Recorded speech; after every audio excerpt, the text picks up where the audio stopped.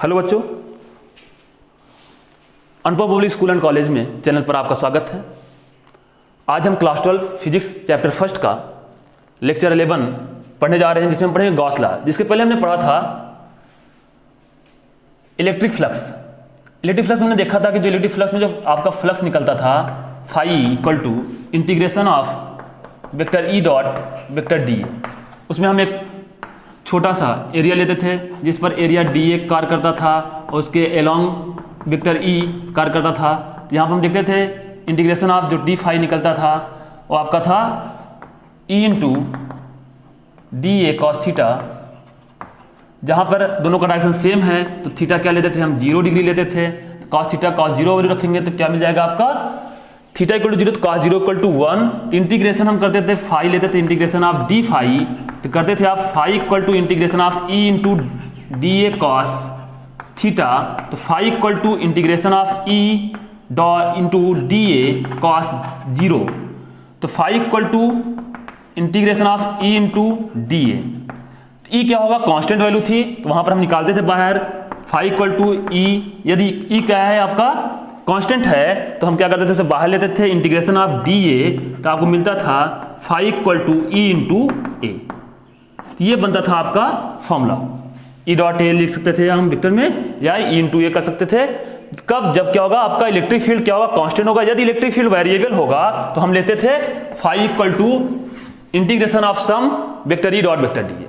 तो आज बात करते हैं हम गॉस लॉ के लिए। गॉस लॉ क्या कहते हैं, इस बात को समझाते हैं कि कोई भी इलेक्ट्रिक फ्लक्स यदि किसी क्लोज सरफेस में रखा गया है, क्लोज सरफेस कैसा था आपका 3D। कोई भी इलेक्ट्रिक फ्लक्स किसी क्लोज सरफेस में है तो उस क्लोज सरफेस का इलेक्ट्रिक फ्लक्स का मान जो होगा वो क्या होता था, उस सरफेस के क्लोज सरफेस के 1/ε के मान का और आवेश का गुणनफल होता था। जैसे हम बात कर लेते हैं कि net electric flux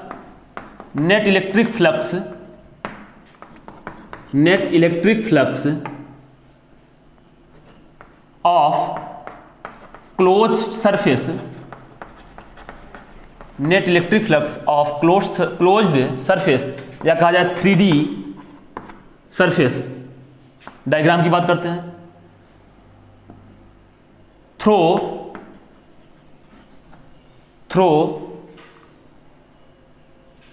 a 1/ε times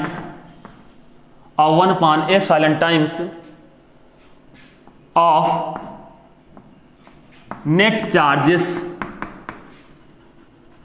net charges of closed surface. कहा जाए कि किसी भी क्लोज सरफेस का 3D डायग्राम का क्लोज सरफेस का जो कुल नेट इलेक्ट्रिक फ्लक्स होगा वो उसी क्लोज सरफेस के नेट चार्ज का 1/ε गुना होता है। ये बातें करता है। तो ये गॉस लॉ ने समझाया। गॉस लॉ ने क्या समझाया कि जो फ्लक्स होगा, कुल नेट इलेक्ट्रिक फ्लक्स जो होगा किसी क्लोज सरफेस का, वो हमेशा कैसा होगा, उस क्लोज सरफेस के नेट चार्ज के यानी कुल आवेश के मान का 1/ε गुना होता है। 1/ε times of net charges of closed surface. तो ये बात करता है गॉस थ्योरम या गॉस लॉ। तो गॉस लॉ ने बताया कि अगर हम फाई इलेक्ट्रिक फ्लक्स है, ये फाई इक्वल टू हम लिख सकते हैं Q/ε। ये बात कर रहे हैं कि a net electric flux of close surface या 3D through a 1/ε times of net charges of closed surface. तो ये बताया आपके गॉस सर ने कि फाई इक्वल टू क्या हो जाएगा Q/ε, जहां Q क्या होगा इनसाइड ऑफ क्लोज्ड सरफेस। किसी भी सरफेस का, जैसे एक सरफेस दिया गया, इस सरफेस का किसी भी क्लोज सरफेस में हम देखिए उसके सेंटर पे उसके इनसाइड में क्या होगा Q रखा जाएगा। तो inside of close surface of Q charges in times of 1/ε। तो ये बताते हैं आपके गॉस लॉ। क्यों? क्योंकि इन्होंने आसान कर दिया कि हमने इलेक्ट्रिक फ्लक्स पढ़ रहे थे, इलेक्ट्रिक फ्लक्स के हमने क्या मैथमेटिकल टूल्स लगा रहे थे, मैथमेटिकल टूल्स हमने देखा था कि इंटीग्रेशन कर रहे थे, integration of sum E vector E dot vector d है। तो इन्होंने बताया कि जो ये होगा, ये क्या होगा, फाई की वैल्यू जो इलेक्ट्रिक फ्लक्स की आएगी क्यू अपान एप्सिलॉन, या लिख सकते हैं क्यू इनसाइड अपान एप्सिलॉन, ये किसके बराबर होगा, integration of vector E dot vector d है। इन्होंने ये बताया। और इसमें क्या बताया कि इन्होंने कि ये जो आपको फ्लक्स होगा जो गॉस लॉ के थ्योरम से कि किसी क्लोज सरफेस के लिए होगा, ना कि ये क्या होगा आपका 2D सरफेस के लिए। तो क्लोज सरफेस के लिए बात करेंगे तो कैसे होगा, यहां पर हमें गोला बना देंगे। तो क्या बताता है आपका, ये क्लोज सरफेस की बात करता है। तो नेट इलेक्ट्रिक फ्लक्स की बात, नेट इलेक्ट्रिक फ्लक्स क्या कहता है आपका, कि किसी भी इलेक्ट्रिक फ्लक्स का क्लोज सरफेस का जो मान आएगा वो क्या होगा, उसी क्लोज सरफेस का चार्जेस के 1/ε गुना होगा। और उसको हम क्या करते हैं, इलेक्ट्रिक फ्लक्स के हमने जो पढ़ा था उसके vector of vector E dot vector D A से हम क्या करते हैं, डिफाइन कर लेते हैं। उसके बराबर पूछा जाए कि इलेक्ट्रिक फ्लक्स जो होगा वो सम ऑफ इलेक्ट्रिक फ्लक्स जो होगा आपका vector E dot vector D A किसके बराबर होगा, तो उन्होंने बता दिया, आसान नहीं कर दिया, समझा दिया कि क्यू अपान एप्सिलॉन गुना के बराबर होता है, क्यू अपान एप्सिलॉन के बराबर होता है। तो ये चीजें अगर हम अप्लाई करते हैं तो दोनों में डिफरेंट क्या मिलता है आपको, ये मिलता है कि हमको अगर आसान करना होगा कि हमें क्या करें, मैथमेटिकल टूल्स ना यूज करके। क्योंकि अगर आप कोई भी पूछा जाए कि किसी सरफेस दिया जाए, उस सरफेस का पूछा जाए कि नेट इलेक्ट्रिक फ्लक्स क्या होगा, तो हम ये वैल्यू ना रखकर डायरेक्ट ये वैल्यू पुट करके हम उसका आंसर निकाल सकते हैं। तो इन्होंने ये समझा, आसानी कर दिया कि कोई भी 3D डायग्राम है, क्लोज सरफेस है, तो उसका हम फ्लक्स निकाल सकते हैं जो फ्लक्स उसके अंदर जनरेट हो रही हैं। तो ये चीजें मिलती हैं हमें, जो मैथमेटिकल टूल्स को हम लगाने में क्या करते हैं, कठिनाइयां होती हैं, उसमें हम सॉल्व करेंगे, इंटीग्रेशन करेंगे तो निकाल। आसान कहाँ होती है इंटीग्रेशन, कब होगा इस पर अवेलेबल, जब ई क्या होता है, ई कांस्टेंट होता है तो वहां आप निकाल सकते हैं, ई कांस्टेंट होगा तो ई इंटू ए, ई क्या होता है 1/4 pi epsilon naught Q by are square into क्या हो जाएगा ए। यहां से ये चीजें निकलती थी। ये जो आपका आया था ये सब मिलता था आपका। तो यहाँ से अगर मैथमेटिकल टूल्स हम लगाएंगे, इसका हम इंटीग्रेशन करेंगे अलग अलग, उसके बाद एरिया जो रहेगा उसका इंटीग्रेशन करेंगे, तो हम मैथमेटिकल टूल्स लगाते जाएंगे तो क्या होगा, आपका प्रोसेस लेंदी होगा। तो ये चीजें समझने की जो बातें आई, इन्होंने समझा दिया, आसान कर दिया कि कोई भी क्लोज सरफेस दिया गया, उसके अगर अंदर इनसाइड कोई भी आवेश रखे गए हैं, सीधा हम उसका इलेक्ट्रिक फ्लक्स का मान ज्ञात कर सकते हैं, क्या होगा उसका, क्यू अपान एप्सिलॉन होगा। ये इन्होंने ये बताया, समझा दिया। तो जब इन्होंने समझा दिया तो इन्होंने देखा कि जैसे कि इसका कोई प्रूफ है नहीं, बस इनका एक लॉ है, एक नियम है इनका जो इन्होंने दिया। तो प्रूफ की बात नहीं, बस इसका हम फील कर सकते हैं कि एक सर्किल ले लेते हैं, उसके अंदर एक चार्जेस रख देते हैं, तो हम उसको फील के आधार पर समझा सकते हैं, फील कर सकते हैं कि हमारी फिजिक्स जो क्या है, हम फील करते हैं हम फिजिक्स में। तो उसमें क्या उन्होंने बताया कि समझाया कि, और इनका कोई मैथमेटिकल फार्मूलाज पर डेरिवेशन प्रूफ नहीं था, बस एक क्या था, फील करने का एग्जाम्पल है जो हम उसको बताते हैं। आप उसको पढ़ भी चुके हैं थोड़ा सा, तो हम उसको फील करते हैं थोड़ा सा। देखते हैं जैसे कि अगर एक स्फीयर है, और स्फीयर आपने देखा भी है, स्फीयर कैसा होता है, स्फीयर 3D होता है। कैसा डायग्राम्स होता है, 3D होता है। अगर इसके इनसाइड में अगर एक चार्जेस क्यू रखा गया है, तो पूछा जाए कि इस चार्ज पर फ्लक्स कितना होगा, इस 3D पर फ्लक्स कितना आएगा, तो इलेक्ट्रिक फ्लक्स कितना होगा इसका। तो इलेक्ट्रिक फ्लक्स जो होगा, जो आएगा इसका मान, तो गॉसियन ने कैसे समझाया इसको, तो उन्होंने पढ़ा देखा कि हम इस स्फीयर के टुकड़ों में कर लेते हैं, इसके सरफेस पर, ना कि इसके अंदर, क्योंकि हमें इसका वॉल्यूम नहीं ज्ञात करना है, इसके सरफेस पर उसको एरिया को ज्ञात करना है। इसके एरिया को क्या किया, छोटे छोटे टुकड़ों में उन्होंने काट लिया। तो एरिया कैसे होता था आपका, act on perpendicular to outside. तो हमेशा कैसे होता है, 3D डायग्राम में एरिया कैसे कार्य करता है, हमने देखा था, पढ़ा भी है। कैसा था कि आउटवर्ड होता है, किसके, सरफेस के। तो एरिया कैसे होगा, ये छोटा सा टुकड़ा है एरिया का, तो हमने इसको छोटा डीए मान लिया। ऐसे ही जब इसका इलेक्ट्रिक फील्ड कैसे होगा, इलेक्ट्रिक फील्ड हमेशा कैसे कार्य करता है, आप सोच सकते हैं, पढ़े भी हैं। इलेक्ट्रिक फील्ड कैसे होगा, अवे फ्रॉम पॉजिटिव चार्ज। तो कैसे होगा, अवे फ्रॉम पॉजिटिव चार्ज। तो दोनों का डायरेक्शन कैसे है, सेम है। जब डायरेक्शन सेम है तो हम क्या कर सकते हैं, इसका हम इसका हम कुल फ्लक्स निकाल सकते हैं। तो क्या आएगा आपका d phi E into D A cos theta. तो यहाँ जब डायरेक्शन सेम तो थीटा कितना होगा इसका 0। तो डी फाई कितना आएगा आपका ई इंटू डी ए कॉस 0। आपने पढ़ा ना फ्लक्स, फ्लक्स क्या कहता है vector E dot vector D, ये कहता है। तो फ्लक्स जब ये कहता है तो डी फाई क्या होगा ई इंटू डी ए। एरिया कितना है बहुत छोटा है, सूक्ष्म है, इस वेरी स्मॉल। तो D A E into D A, दोनों का डायरेक्शन सेम, एंगल क्या होगा थीटा 0। थीटा 0 तो कॉस थीटा कॉस 0 वैल्यू, क्योंकि हम डॉट प्रोडक्ट में हमने पढ़ा 11th में वेक्टर में कि अगर कोई भी डॉट प्रोडक्ट होता है एक ए डॉट बी तो ए बी कॉस थीटा, तो E dot D A cos theta equal to 0 cos 0। तो डी फाई क्या मिलेगा हमें, डी फाई मिल जाएगा ई इंटू डी, ये मिलता है। अगर हम देखते हैं ऐसे छोटे छोटे टुकड़ों को हम काटते जाते हैं तो यहां पर भी क्या होगा, इसका छोटा सा एरिया ये आएगा, इसका भी एरिया कैसे आएगा डी ए। इसका अगर यहां पर लेते हैं, यहां भी एरिया कैसे होगा इसका डी ए। ऐसे एरिया हम अगर सभी जगह पर लें, हर पॉइंट पर लें, छोटे छोटे भागों में काटते जाएं इसको हम, तो हर जगह पे एरिया क्या मिलेगा छोटा छोटा डी ए, जो क्या मिल जाएगा सबका अगर हम मिलाकर सबको जोड़ देंगे सम कर देंगे तो क्या मिलेगा कुल एरिया मिल जाएगा हमें, टोटल एरिया। अगर हम छोटे छोटे टुकड़ों को जोड़ दें ऐड कर दें तो कुल सर्किल का सरफेस का एरिया पता हो जाएगा हमें।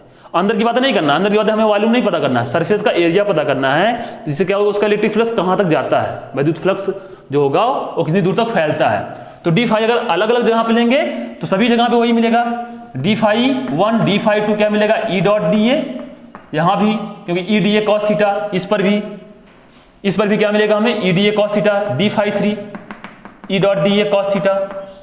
तो cos theta theta 0, direction same, electric field same, electric field और एरिया का डायरेक्शन कैसे है सेम है। जब डायरेक्शन सेम थीटा एंगल 0। तो सभी का हम जब अलग अलग फ्लक्स का मान, छोटे छोटे फ्लक्सों का मान हम ज्ञात कर लिए हैं तो उनका हम क्या कर लेते हैं, उन फ्लक्सों को हम सम कर देते हैं।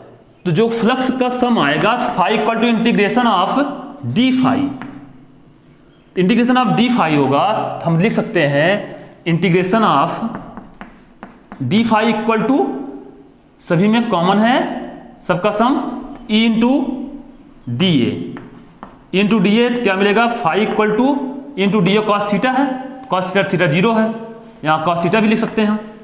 तो E into D A cos theta, integration of E into D A, E क्या है सभी जगह कांस्टेंट है, फिक्स है, नियत मान है। ई की वैल्यू कितनी होती है 1/4 pi epsilon naught into q by are square, हमने पढ़ा ना, या E equal to k into q by are square electric field में। तो इलेक्ट्रिक फील्ड का जो मान आएगा वो सभी सरफेस के एरिया पर क्या होगा निश्चित होगा, फिक्स होगा, सेम वैल्यू होगी। तो ई कांस्टेंट हो जाएगा तो हम बाहर ले लेंगे। तो फाई इक्वल टू क्या मिलेगा ई इंटीग्रेशन ऑफ डी ए, तो किसका है ये फ्लक्स डी ए का हम इंटीग्रेशन करते हैं क्या मिलेगा ई इंटू ए। ए क्या है स्फेयर का एरिया कितना होता है 4 पाई आर स्क्वायर। अगर इसका हम रेडियस r मान लेते हैं, सभी का रेडियस r होगा, स्फीयर में सभी रेडियस क्या होंगे इक्वल होंगे, तो क्या होगा इसका area phi equal to E की value 1/4 pi epsilon naught Q by are square जो सेम है into 4 pi R square, 4 pi से 4 पाई कैंसिल, आर स्क्वायर से R square cancel, phi equal to मिल जाएगा हमें क्यू बाई एप्सिलॉन नॉट, ये मिलता है।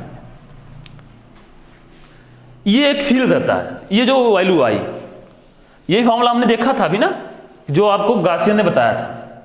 क्या बताया था, कब होगा जब किसी भी 3D सरफेस पर फ्लक्स क्या होगा 3D सरफेस पर Q क्या होगा इनसाइड होगा, उस सरफेस के इनसाइड अंदर होगा।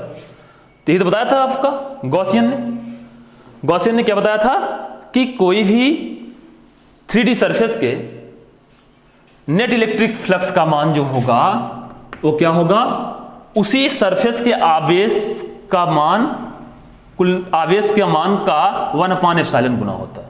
हम इसे ऐसे भी सकते हैं phi net equal to Q into 1/एप्सिलॉन, ये वैल्यू बन जाती है।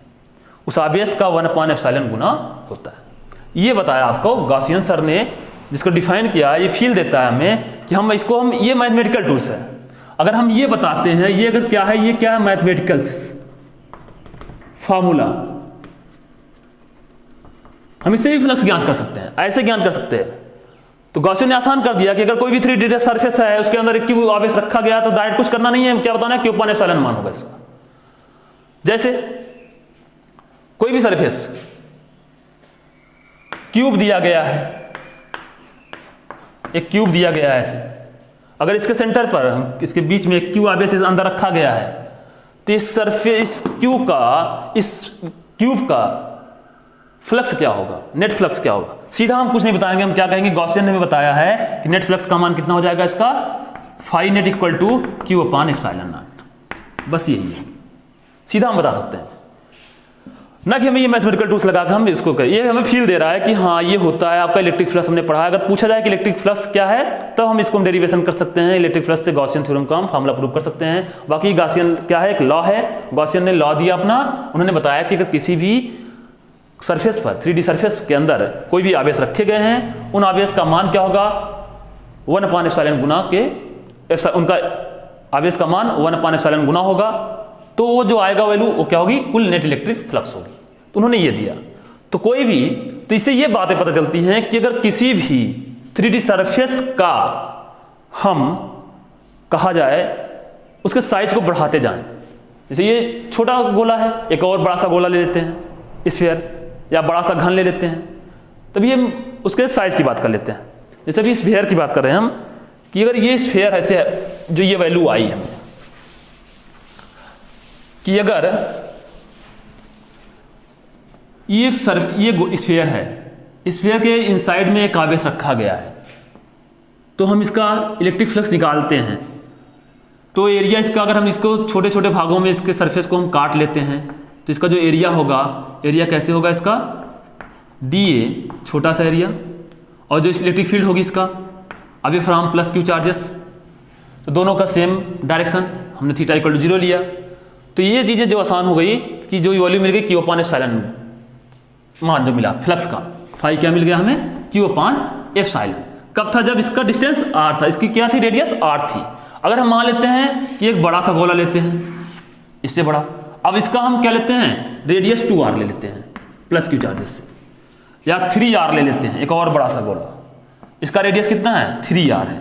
इसी चार्जेस से एक और गोला लेते हैं हम, अगर इसका रेडियस कहा जाए यहाँ 4r है, तो उन्होंने बताया कि अगर ये साइजेस बढ़ रही हैं किसी भी 3D सरफेस की या क्लोज्ड सरफेस की, तो उनके साइजेस क्या करते हैं, उसके मान पर इफेक्ट नहीं करते हैं। कि अगर इनको साइज के हम बढ़ाते जाएं तो इनका फ्लक्स का मान कम या ज्यादा होगा, ऐसा कुछ नहीं होता है। केवल फ्लक्स का मान किस पर निर्भर करता है, उसके आवेश पर, उसके एप्सिलॉन 1/ε के मान पर। तो इससे ये नहीं डिफरेंट करना, हमें अंतर नहीं लाना है कि जो ये वैल्यू मिली है हमें, कि जो ये रेडियस हमने बढ़ाए हैं, तो क्या बताता है आपका इसका फ्लक्स मान चेंज होगा, ऐसा नहीं होगा। इन्होंने बताया कि हम उसके साइज को कितना भी बढ़ा दें, बहुत मजे की बात है ना, ये कितना शानदार उन्होंने दिया है चीजें, कि अगर हम साइज को बढ़ा दें, उस साइज पर वो फ्लक्स का मान इफेक्ट नहीं करता। तो लिख सकते हैं हम electric flux size do not affect electric flux. तो साइजेस क्या करती हैं, कोई भी प्रभाव नहीं डालती हैं उसके लिए वैद्युत क्षेत्र पर, नहीं इफेक्ट कर सकती हैं। कहा जाए कि size do not effect electric flux. तो हम कितनी भी एरिया को, उसके साइजेस को हम बढ़ाते जाएं, उसके रेडियस को बढ़ाते जाएं, हम उस पर क्या होती हैं, डिपेंडेंट नहीं होती हैं फ्लक्स का मान। केवल डिपेंडेंट कहाँ होती हैं, Q इनसाइड पर और उसके एप्सिलॉन मान पर। तो हमें ये आसान हो गया। अब सीधा हम बता सकते हैं, और एक चीज इन्होंने बताया कि साइज के अलावा शेप भी होता है, कि शेप है, अभी हमने ये स्फीयर लिया, हम क्यूब ले लें, कोई सिलेंडर ले लें, या कोन ले लें, शंकु, इसे हम कहते हैं, आपने पढ़ा भी है मैथ में शंकु के बारे में। तो ये सब क्या है, एक सॉलिड सरफेस है, मतलब क्लोज सरफेस है, ठोस होते हैं ये। तो इनका भी क्या होता है, अगर इनको भी देखा जाए तो इनके भी अगर हम इनसाइड पर एक चार्जेस रखते हैं क्यू को, तो उसको वो मान पर ये इफेक्ट नहीं करेगा, वहां भी फ्लक्स का मान क्या आएगा, क्यू अपान एप्सिलॉन ही आएगा। तो इन्होंने बता दिया दूसरी चीजें कि जैसे इन्होंने एक फ्लक्स के बारे में दिया, जैसे हम अगर लेते हैं एक क्यूब ले लें,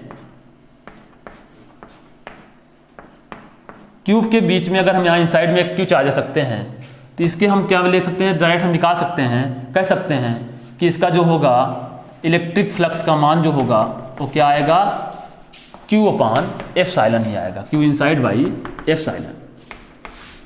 या कोई हम सिलेंडर लेते हैं, सिलेंडर का ये सरफेस होगा, इसका जो डी ए निकालेंगे, एरिया निकालेंगे डी ए, इसका जो एरिया निकालेंगे डी ए, ऑलवेज कैसे होता है, ऑलवेज टूवर्ड्स, आउटवर्ड्स। एरिया कैसे होगा, सरफेस के आउटवर्ड्स होगा। हमने पढ़ा था सरफेस के हमेशा एरिया आउटवर्ड होता है। यहां देखेंगे सरफेस के एरिया हमेशा आउटवर्ड होगा, इसका एरिया आउटवर्ड होगा, इसका एरिया आउटवर्ड होगा, इसका भी एरिया आउटवर्ड होगा। 6 फलकें होती हैं, ऐसे क्या होंगे, 6 फलक में क्या हो जाएंगे, इसका आउटवर्ड में रहेंगे। तो यहाँ पे जो आएगा इसका, इन्होंने बताया अगर इसके इनसाइड में क्यू चार्ज रख देते हैं तो क्या मिलेगा, इसका जो क्यू चार्ज इसका इनसाइड में रखा जाएगा उसका भी क्या मिलेगा, फ्लक्स क्या रहेगा, phi equal to q upon epsilon होगा, क्यू इनसाइड बाई एप्सिलॉन। तो इन्होंने ये बताया। फिर इन्होंने अगर कहा कि कोई कोण लेते हैं, सम को ले लेते हैं, अगर यहाँ रखते हैं हम तो एरिया निकालते हैं इसका भी क्या होगा, हम क्यू चार्जेस अगर रखते हैं तो यहाँ भी क्या होगा, फ्लक्स क्या होगा, इसका क्यू बाई एप्सिलॉन होगा। मतलब इन्होंने ये बताया कि साइज पर तो इफेक्ट नहीं करती हैं, साइज क्या होता है, इफेक्ट नहीं करता फ्लक्स पर, फ्लक्स के लिए कि हम साइज को कितना बढ़ाएं, कितना भी उसके रेडियस को हम बढ़ा दें तो उस पर वो इफेक्ट नहीं करता है फ्लक्स का मान, गॉस ने बताया। दूसरी चीजें बताया कि अगर हम उसका शेप चेंज कर दें, आकार बदल दें, घन ले लें, सिलेंडर ले लें, कोन ले लें, तो उस पर भी ये इफेक्ट नहीं करेगा। हम लिख सकते हैं शेप, पहला पॉइंट ये आपका। दूसरा पॉइंट हम लिख सकते हैं इसका, shape do not affect flux, electric flux. तीनों ने ये दिया कि शेप पर भी निर्भर नहीं करता है, जो चीजें ये मिलती हैं हमें। नोट कर लीजिए मेरे प्यारे बच्चों, फिर हम आगे देखते हैं।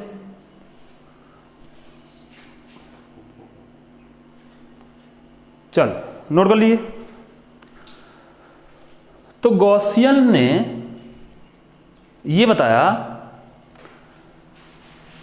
कि कोई शेप या साइज बदलने से किसी भी क्लोज सरफेस में फ्लक्स पर कोई प्रभाव नहीं पड़ता है, ये बताया। अब इनकी कुछ इंपॉर्टेंट बातें हैं, हम इंपॉर्टेंट बातें की बात कर लेते हैं इनका। गॉसियन की इंपॉर्टेंट बातें क्या थी? गॉसियन ने कहा, कुछ गॉसियन का कुछ important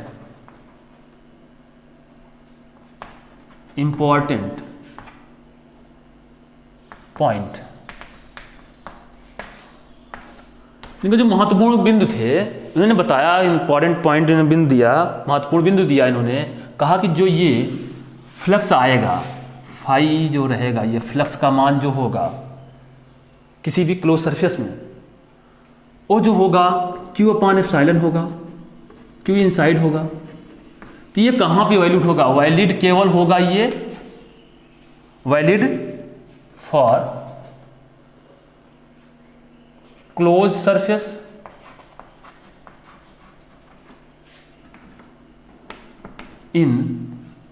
inside charges, close surface of inside charges Q, वो पॉजिटिव हो या निगेटिव हो। तो कहां पे वैलिड होगा? ये क्लोज सरफेस में वैलिड होगा। क्लोज सरफेस के अंदर जो चार्जेस क्या होंगे, यदि क्लोज सरफेस के अंदर चार्जेस क्यू हैं तो वहां पे क्या होगा? वैलिड होगा phi equal to q upon epsilon. इन्होंने ये बताया। तो इन्होंने देखा चलिए मान लेते हैं कि एक सरफेस है अगर आपका ये, मैंने बताया कि जैसे क्यू चार्जेस से बाहर रखे हैं, आउटवर्ड में, तो इस पर फ्लक्स का मान क्या होगा? इसके इनसाइड नहीं, आउटवर्ड में है, तो इन्होंने बता दिया कि फ्लक्स का जो मान होगा वो क्या आएगा? 0 आएगा, हमेशा क्या रहेगा? 0 होगा। क्यों?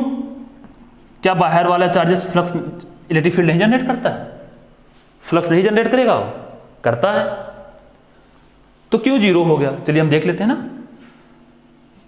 इलेक्ट्रिक फ्लक्स लाइनें ऐसे भी जा सकती हैं, ऐसे भी जा सकती हैं, ऐसे भी जा सकती हैं, ऐसे भी जा सकती हैं, ऐसे भी जा सकती हैं, ऐसे भी जा सकती हैं, ऐसे भी जा सकती हैं। इलेक्ट्रिक फ्लक्स क्या होती है? लाइनें इलेक्ट्रिक फील्ड जो हो जाएंगी प्लस क्यू चार्जेस से अवे फ्रॉम क्या होंगी? अवे फ्रॉम क्या लिख सकते हैं हम? Plus Q charges. यही था ना, हमने पढ़ा था, इधर भी आएंगे उधर, तो ऐसे जब सरफेस ये रखा गया close surface, away from plus Q charges. तो अगर ये इलेक्ट्रिक फील्ड लाइनें जा रही हैं ऐसे, तो हम ये देखते हैं कि जो ये सरफेस है इस पर एरिया भी तो है निश्चित है। इसका एरिया कुछ लेते हैं, यहाँ पे डी ए है, इसका एरिया भी कुछ लेते हैं, ये भी एरिया मानते हैं डी ए है। ऐसे छोटे छोटे एरिया टुकड़ों में तोड़ लेते हैं। इनका भी एरिया क्या है? डी ए है, इसका भी एरिया कितना है? डी ए है, यहाँ भी एरिया कितना है? डी ए है। तो जो ये एरिया है, तो एरिया जो होता है हमने पढ़ा है कि क्लोज सरफेस का कैसे होता है।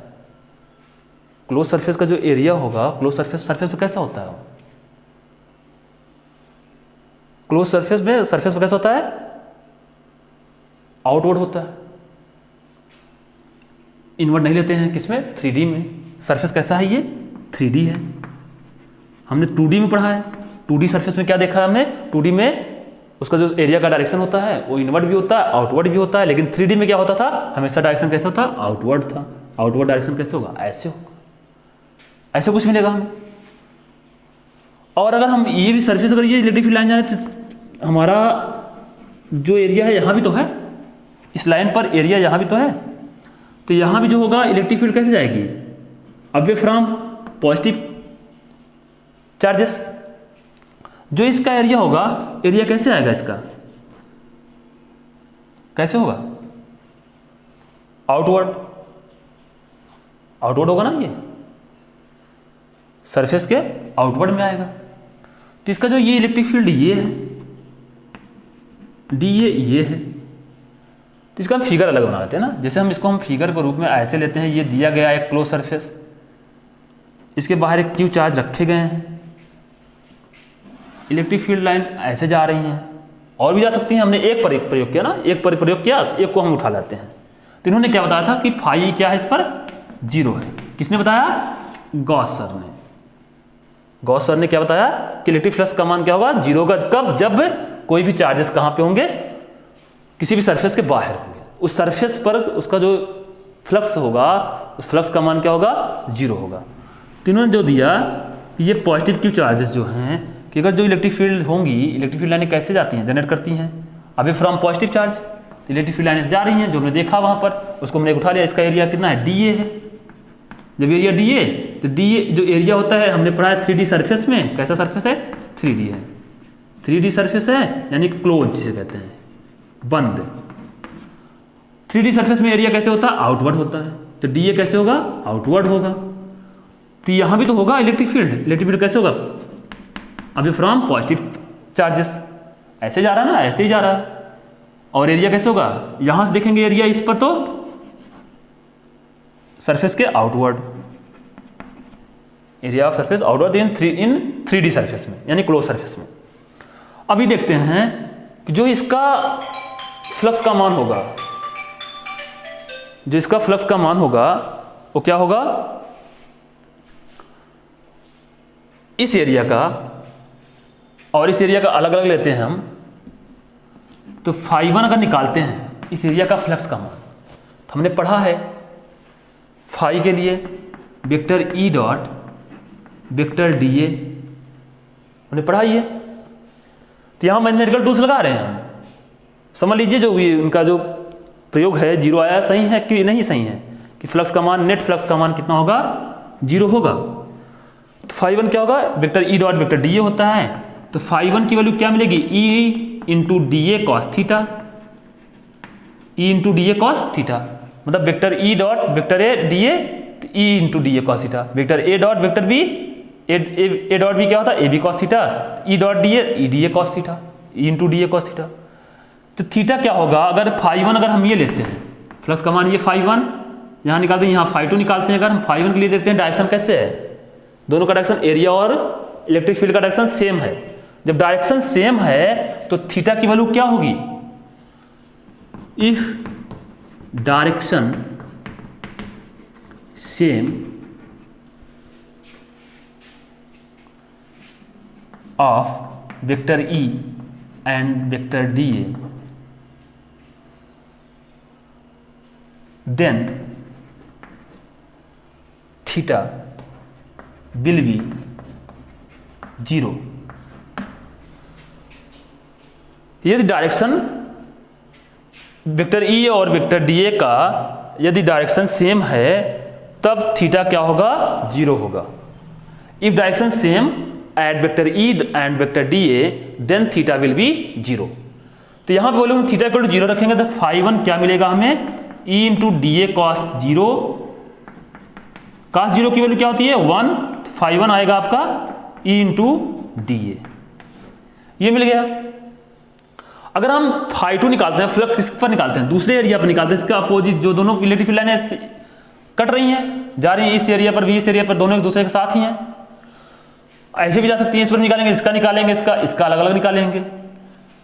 तो यहां पर इन्होंने देखा कि जब फाई टू निकाला इन्होंने, देखा गया फील कराया गया, तो फाई वन की जो वैल्यू आई या फाई टू की जो फाई वन की वैल्यू आई E into D A, phi two की जो वैल्यू आई क्या मिली, दोनों का डायरेक्शन अपोजिट। अब सेम लाइन पर अपोजिट डायरेक्शन एंगल कैसे कितना होगा 180, तो थीटा की वैल्यू कितनी मिल गई हमें 180। तो E into D A cos 180 degree, cos theta हम रखते हैं पहले, phi two E into D A cos 180 degree. अब इन्होंने देखा जब यहां पर E into D A cos 180 degree, तो कॉस 180 का मान जब रखा गया यहां पर, तो फाई टू इक्वल टू क्या है minus E into D A. Cos 180 का मान कितना -1 होता है, -1 को मल्टीप्लाई करें तो क्या मिलेगा minus E into D A, दोनों सेम लाइन। तो हम नेट निकाल लेंगे, net electric flux, net electric flux जो मिलता है हमें, क्या मिल गया हमें, phi net equal to phi one plus phi two, दोनों ऐड कर देंगे, नेट इलेक्ट्रिक फ्लक्स। तो नेट इलेक्ट्रिक फ्लक्स में फाई नेट जो आएगी वैल्यू क्या मिलेगी, फाई वन की वैल्यू क्या है E into D A, phi two क्या है minus E into D A, क्या मिल गया net electric flux, phi net equal to 0, ये मिलता है हमें। तो ये चीजें नहीं करना पड़ा हमें गॉस ने समझा दिया, गॉस सर ने सीधा बता दिया कि किसी भी क्लोज सरफेस में या 3D सरफेस में उसके बाहर कोई चार्जेस रखी गई हैं, तो उस चार्जेस के द्वारा जो इलेक्ट्रिक फ्लक्स का मान आएगा उस सरफेस का, वो हमेशा कितना होगा 0 होगा, जो ये प्रूव होता है। तो इन्होंने ये समझाया कि हमेशा कितना होगा 0 होगा। तो इसके बाद इन्होंने ये चीजें और बताई कि यदि सरफेस में एक से अधिक चार्जेस रखे गए हों, 3D सरफेस में एक से अधिक चार्जेस रखे गए हों, तो उसका इलेक्ट्रिक फ्लक्स का मान कितना होगा, तो हम बता सकते हैं। जैसे उन्होंने बताया कि यदि या क्वेश्चन मान लेते हैं जैसे हम कि अगर चार्जेस Q1 Q2, एक चार्ज बाहर Q3 रखा गया है, तो इन्होंने बताया कि अगर इस पर इस चार्ज के द्वारा इलेक्ट्रिक फ्लक्स का मान कितना होगा, गॉस ने बताया, गॉस ने कहा कि जो नेट इलेक्ट्रिक फ्लक्स होगा इसका वो कितना आएगा Q1 plus Q2 by epsilon होगा। एक होता था क्यू बाई एप्सिलॉन, दो हैं तो Q1 plus Q2 by epsilon, 3 रखे गए हैं तो Q1 plus Q2 by epsilon. और हमने देखा कि जो बाहर चार्ज हैं उसके द्वारा नेट फोर्स क्या होता है, नेट इलेक्ट्रिक फ्लक्स क्या होता है उसका, हमेशा 0 होता है। Always if any charges in the close surface of put the out then will be net electric flux of the surface always 0। तो हमें यह पता चलती है कि जो नेट इलेक्ट्रिक फ्लक्स होगा वो क्या होगा, जो बाहर रखी गई है चार्जेस उसके द्वारा जो क्या होगा हमेशा 0 होगा, और जो अंदर की हैं क्या होगा उनका चार्जेस, उनका जो इलेक्ट्रिक फ्लक्स क्या था, Q बाई एप्सिलॉन था। दो हैं तो Q1 plus Q2 by epsilon, 3 रखे हैं Q1 plus Q2 by epsilon. तो ये बताता है Q1 और Q2 क्या है, inside charges of the closed surface और 3D surface, ये बताता है। आप वैसे भी हल कर सकते हैं, तो वैसे हल करने से क्या होगा, आपको थोड़ा सा लेंथी प्रोसेस, मैथमेटिकल्स लगाएंगे। कैसे लगाएंगे, आप फ्लक्स निकालेंगे, phi net equal to integration of vector E dot vector D A, इस पर रखेंगे, यहाँ पर एक बॉक्स, एक गोला बना देंगे, क्या बताएगा ये गॉसियस थ्योरम। यही क्या था आपका, गॉसियस थ्योरम था। और यहाँ पर नेट फ्लक्स जो आएगा क्या होगा, वो phi integration of sum of vector E dot vector D A. तो सभी का क्या निकालेंगे आप, Q1 का भी इलेक्ट्रिक फील्ड निकालेंगे, Q2 का भी निकालेंगे, Q3 का निकालेंगे, तीनों की इलेक्ट्रिक फील्ड अलग अलग निकाल कर तीनों को क्या करेंगे, इंटीग्रेशन करेंगे। इसका तो 0 होगा, इसका अलग निकाल कर इसको क्या करेंगे आप, इंटीग्रेशन करेंगे। इसका कुछ अलग होगा, इसका कुछ अलग होगा। इंटीग्रेशन करने के बाद तब आप क्या करेंगे, इसकी वैल्यू निकालेंगे। तो जो वैल्यू मिलेगी ये मिल जाएगी हमें। कैसे निकालेंगे, आप ऐसे निकाल सकते हैं, क्या होता है, Q बाई एप्सिलॉन होता है, Q1 by epsilon plus Q2 by epsilon, ये तो आएगा ना आपका। तो Q1 plus Q2 by epsilon जो आप करेंगे तब निकलेगा ना आपका ये वैल्यू। तो इन्होंने ये बताया कि अगर दो चार्जेस हैं किसी भी 3D सरफेस के अंदर और एक बाहर रखा गया है तो उसका नेट फ्लक्स कितना होगा, Q1 plus Q2 by epsilon. तो ये फील्ड देता है हमें गॉस थ्योरम का। चलिए हम इस पर क्वेश्चन कुछ करते हैं कि यदि कोई भी एक हेमिस्फीयर है, चार्जेस यहां रखे गए हैं, तो इस हेमिस्फीयर का फ्लक्स कितना होगा, flux find the electric flux of hemisphere, ये वैल्यू निकालना है आपको। अभी तक हमने पढ़ा था क्लोज सरफेस है, उसका हमने फ्लक्स पढ़ा था। अब हेमिस्फीयर पर चार्जेस यहां रखे गए हैं, तो कैसे बताएंगे आप। इस स्फीयर को हम क्या कर लेते हैं,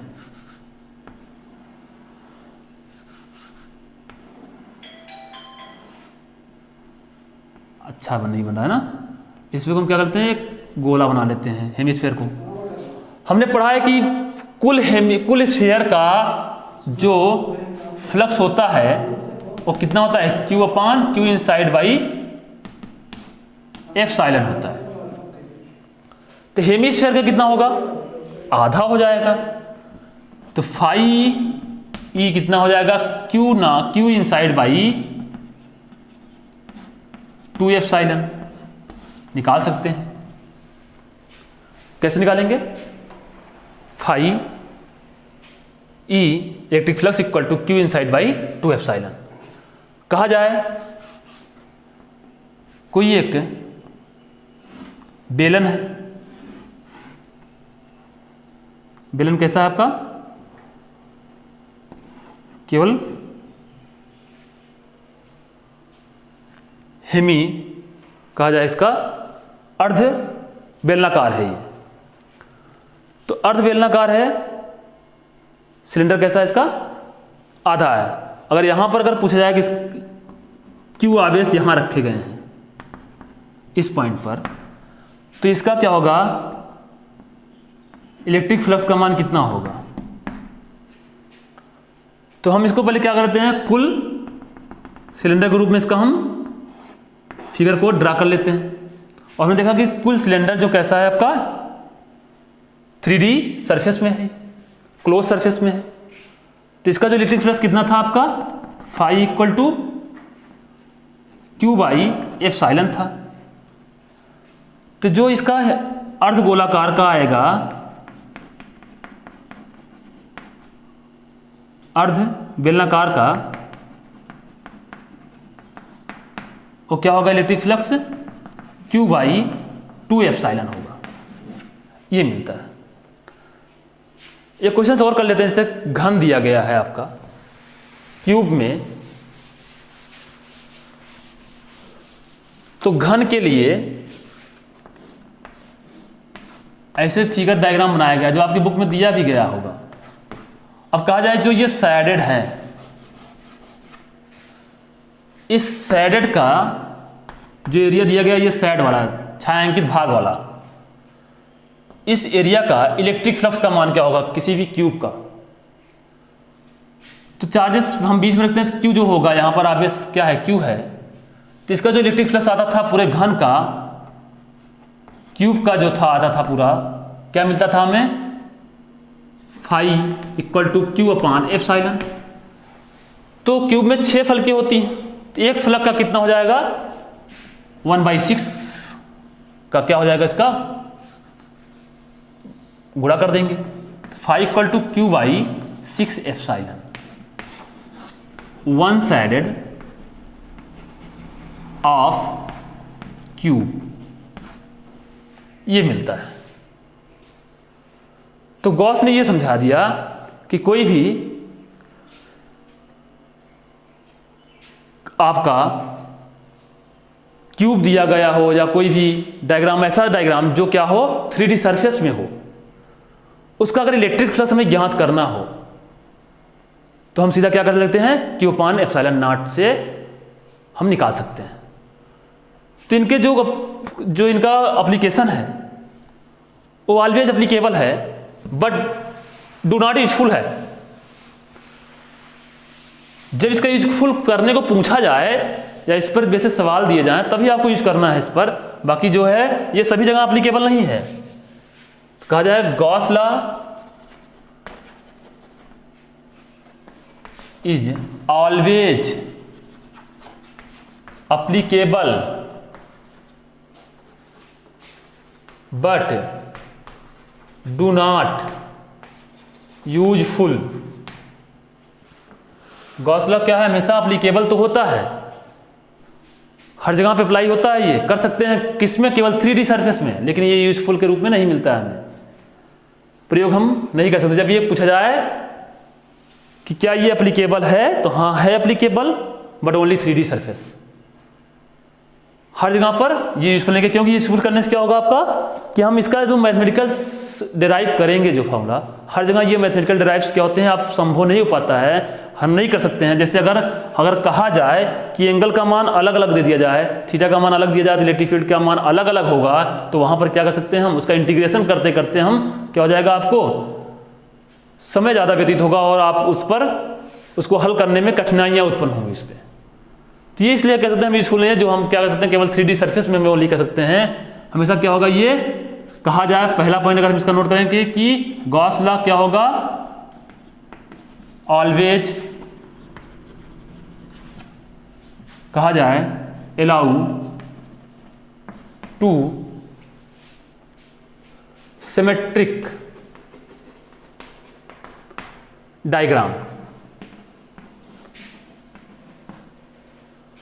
जहां पर क्या हो, सिमेट्रिक डायग्राम हो और ई और डी ए क्या हो, वहां पर फिक्स हो, ई फिक्स हो, आपका इलेक्ट्रिक फील्ड क्या हो, कांस्टेंट हो, और उस पर जो आवेश हो क्या हो, वहां पर निश्चित रखा रहा हो, इनसाइड हो।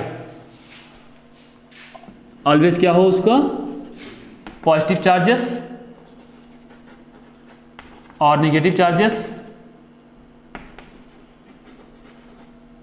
Inside of 3D surface.